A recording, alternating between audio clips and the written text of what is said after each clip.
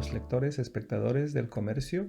Muchas gracias a Katy Subirana por la invitación a participar en este ciclo. Mi nombre es Edmundo Pasoldán, soy un escritor boliviano y voy a leerles uno o quizás dos fragmentos de esta novela, Los días de la peste. Es una novela publicada hace 3 años.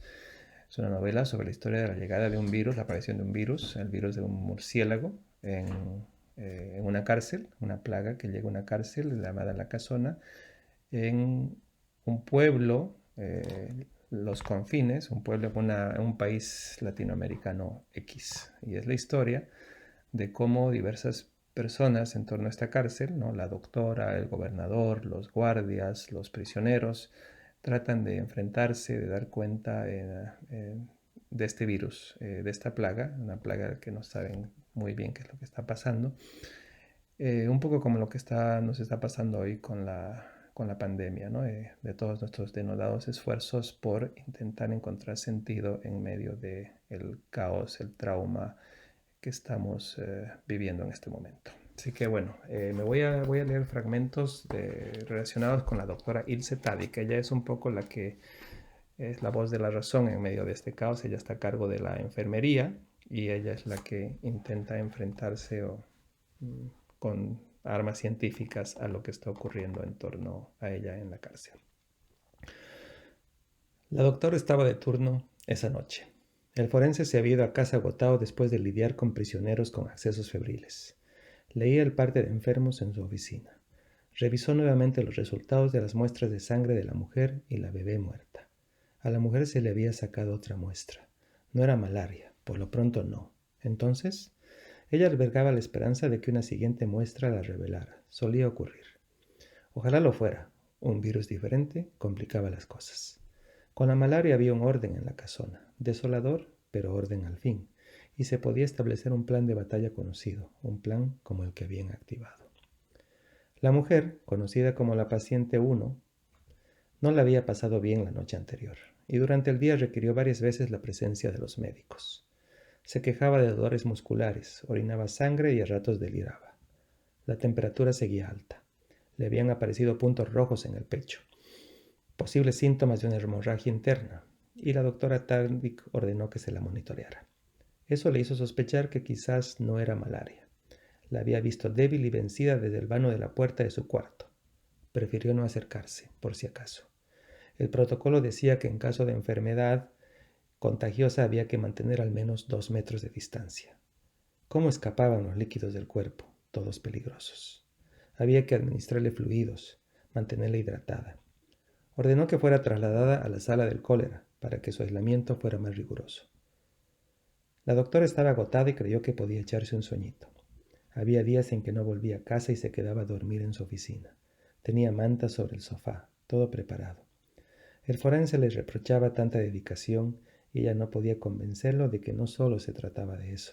Simplemente no tenía a qué volver a casa. No la esperaban ni familia, ni animales o plantas.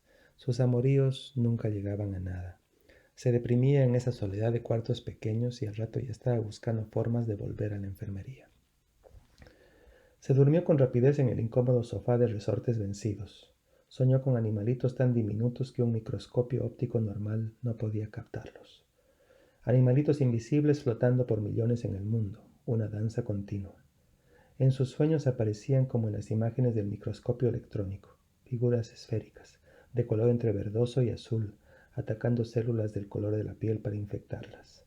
A veces tenían la forma de gusanos relampagueantes, moviéndose de aquí para allá en busca de sus anfitriones para parasitarlos. Despertó con la sospecha de que no era verdad que al principio hubiera sido la célula y luego el virus. Mientras miraba el techo con los ojos entornados, pensó que quizás había sido al revés. Quizás los virus se desarrollaron primero y luego crearon a las células para depender de esos organismos vivos. Había virus en todas partes. El problema era la desesperada forma en que se movían. Si encontraban el animal adecuado, podían vivir allí felices, pero su desplazamiento constante de célula a célula los llevaba a encontrarse con animales a los que terminaban consumiendo. El motor de la vida eran los virus, la enfermedad antes que el remedio. Se levantó para hacer una ronda, ver a sus pacientes. Estaba en eso cuando 2 policías llegaron cargando a otro en camilla. Minutos después llegaría un preso con manchas de sangre en la cara. Lo arrastraban otros reclusos. El guardia estaba muerto. El preso viviría. Y bueno, un fragmento más y también relacionado con la doctora Ilse Tadic. Los presos que llegaron del Chicle fueron enviados directamente a la sala del cólera, que la doctora Tadic llamaba sala de la cólera, en un juego de palabras que solo ella encontraba divertido. Colérica, cólera. Decidió no marcharse a casa porque solo había 3 enfermeras y 2 de turno, y una, Yandira, seguía en estado de shock, después de la muerte de la paciente 1. De esa paciente 1 la doctora ya sabía, gracias a una autopsia apresurada del doctor Achevi, que su hígado se asemejaba al de una mujer muerta muchos días atrás, de tan amarillo y destruido que estaba. Achevi también le informó que la sangre de esa mujer no coagulaba. Era como si lo que había tenido hubiera desarmado por completo las defensas inmunológicas del organismo. Los reclusos fueron instalados en la sala del cólera. La doctora ordenó que se les colocara a todos suero intravenoso. Hubo un par que se resistió, incluso uno se lo sacó y lo tiró. Otro se cayó de la cama y no quiso levantarse más. El más despierto era Glauco y la doctora lo conocía de antes, porque sus continuos enfrentamientos con los guardias lo llevaban con frecuencia a la enfermería.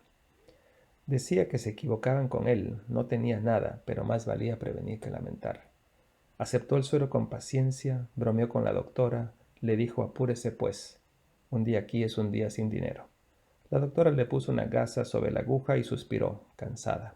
En la penumbra escuchaba gemidos y el olor a vómito y mierda la ahogaba. Durmió en su oficina un par de horas durante la madrugada. Cuando despertó, se encontró con el forense al lado del sofá, vestido con un traje protector amarillo hasta el cuello, la capucha en una mano. Escudriñaba los grabados en las paredes, algunas reproducciones del medioevo, mapas incompletos del cuerpo. Revisaba la colección de libros de anatomía en un estante. Apenas la vio despierta, le dijo que Hinojosa se había negado a declarar la cuarentena porque no le competía y que había que esperar la decisión del gobernador.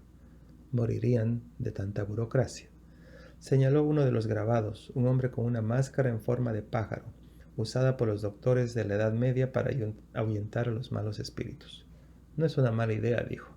Puede que hasta tengamos mejor suerte que con métodos científicos. La doctora se restregó los ojos y se incorporó. Bostezó.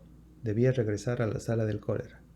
El forense le dijo que se había asomado a la sala y que la fiebre, la diarrea y los vómitos le habían hecho volver a pensar en la malaria, pero que ese irse en sangre de los pacientes lo llevó a concluir que estaban en presencia de otro tipo de virus harto más nefasto.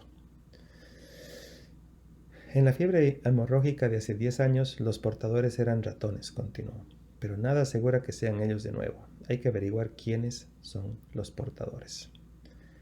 Quizás el esposo de la paciente 1 pueda darnos alguna pista. Y ponerle un nombre, eso tranquiliza. Si lo seguimos llamando virus desconocido, los presos entrarán en pánico y peor si la noticia se extiende por la ciudad. La doctora pensó en lo que les esperaba: atrapar ratas y murciélagos, sacarles muestras, ver qué anidaban. Eso lo harían los técnicos de salud. Lo que a ella le tocaba, aparte de mantener el orden de la enfermería, consistía en ir aislando a los enfermos y rastrear las líneas de contagio para detener el avance del virus lo más pronto posible. Los sucesivos brotes a través de los años, tanto los de pocos muertos como los que afectaban a la población entera de un patio, le habían enseñado que ese era el mejor método. Se necesitaba paciencia para preguntar de uno en uno con quiénes habían estado los infectados y armar árboles de contacto en la computadora, y luego obligar a esas personas a autoaislarse cuando la declaración oficial de cuarentena demoraba en llegar. Esa paciencia tenía su recompensa. Pidió voluntarios entre los presos. Necesitarían ayuda. No tenían suficiente personal para lo que se venía. Muchas gracias.